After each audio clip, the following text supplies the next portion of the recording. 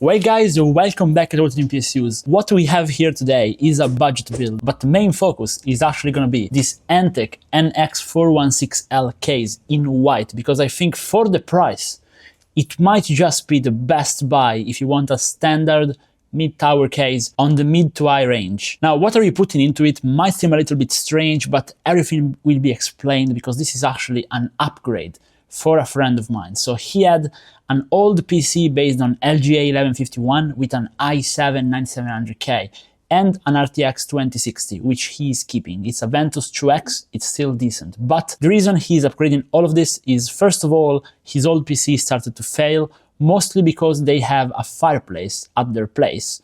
And as you know, smoke, especially the one from a fireplace, is pretty thick, will damage components pretty quickly. So we're just going brand new everything aside from the GPU, which he's keeping, and then he's keeping his 0.5 TB NVMe drive and 2 TB SATA SSD drive. Now the new build will be relatively budget, of course. He's spending for the whole upgrade something around $600, $700 all in, which is pretty good. But the idea is it's gonna be great to be upgraded later on. Now some of you guys might look at the power supply, which we're using, a 600 watt EVGA PSU, and say, but isn't that a little bit too little wattage?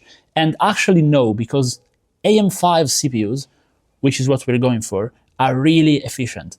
So especially the 6-core Ryzen 5 7600 using here today is very good, but even if he upgrades in the future to a Ryzen 7 7800X3D, since he got a really good motherboard, this MSI Pro B650S Wi-Fi, it will still be plenty fine to handle it, especially after you undervolt it, as we show on the channel. Again, do undervolt your AM5 CPUs, guys, you pretty much have to. Now we are pairing that with some 6000 MHz XPG RAM, pretty classic, but we are doing a little bit of a different choice for the cooler. So this NZXT X63 is a little bit of an older gen cooler, but it's a very good performer and in my opinion still looks pretty nice. So we managed to get it for a very good price, around $80 brand new, and so we're going with that. Even though it's not technically AM5 compatible, we will make it compatible. So without further ado, I say we build it all up and then take a look at what comes out of it.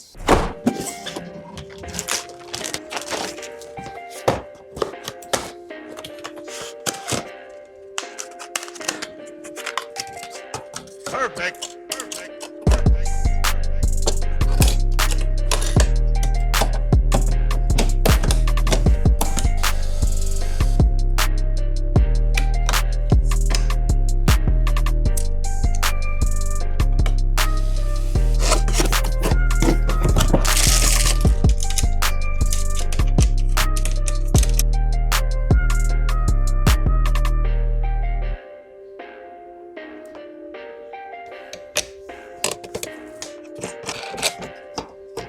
Okay, so it's now time to open up the case, finally. It's already promising, guys. You know, a good case because it doesn't static electricity shock me. That's already a good start for me, to be honest. I'm a simple guy.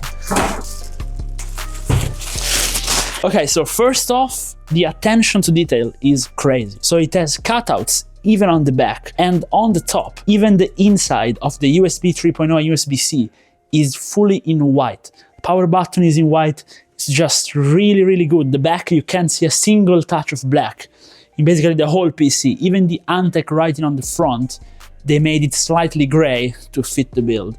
Absolutely amazing. And it has this cover on the side panel which can be removed, which can allow for extra airflow on the side if you want.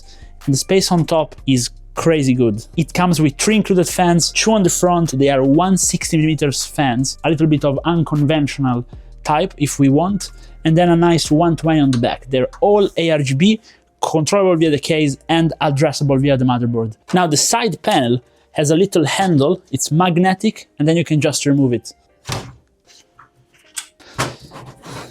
Even has a dust filter on the back panel. Guys, even the inside cables are all in white. And if that wasn't enough, even the motherboard standoffs have gray screws to match the build instead of black or gold ones. Okay, so motherboard and cooler slot in. Now, of course, with so much attention to detail to make everything white, we're putting in things all black.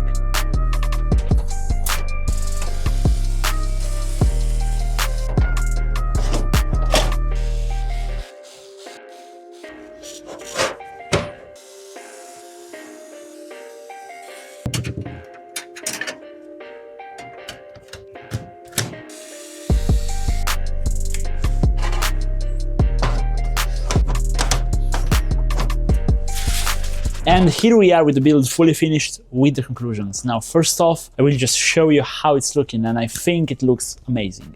So not only the case, which by the way had some crazy little details, like the USB 3.0 cable, which was flat and just fully white. Even the USB-C cable was fully white.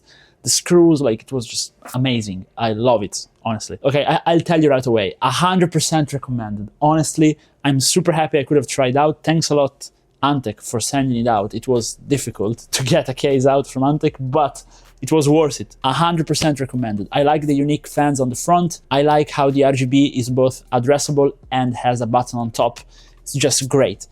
Also, I think every case vendor should start implementing a side cover if they have holes on the side, because if not, they basically force you to fill up the case of RGB fans, and they have a pretty high cost. But in this case, with that side barrier there, the case still looks nice, even though we didn't put the fans on the side, which this time was absolutely not needed because, again, we have an RTX 2060 and a Ryzen 5 water-cooled by a 280mm all-in-one water cooler, which will allow me to transition into the next, which is the temperatures. And I mean, the thing is running super cool and super quiet. I mean, the 2060 basically isn't spinning at all its fans because the airflow inside is good and there is nothing else putting out heat, because the water cooler is keeping the CPU at under 70 degrees, even under Prime 95, even not undervolted. Now, we will, of course, undervolt this PC as I show you my tutorials. I have, again, a full tutorial for Ryzen 5 7600, and that will allow us, in this case,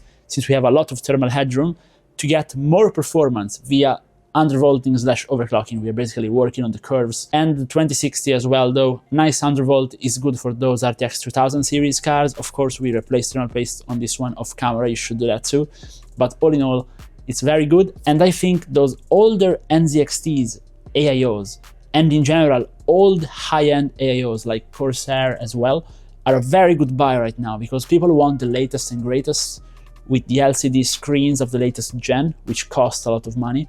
But you can buy even brand new, like I found here today, those older gen coolers for very cheap, and they still cool very well. Honestly, cooling performance hasn't improved much at all. It's just aesthetic that changed a lot.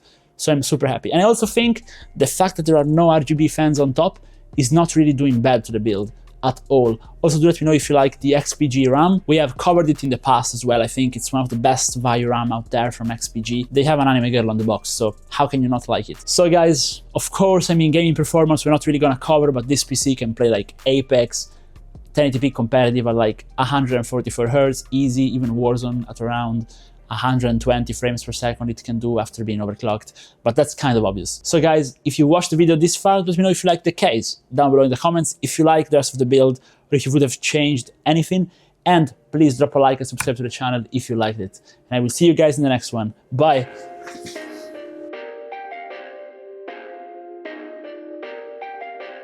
Perfect.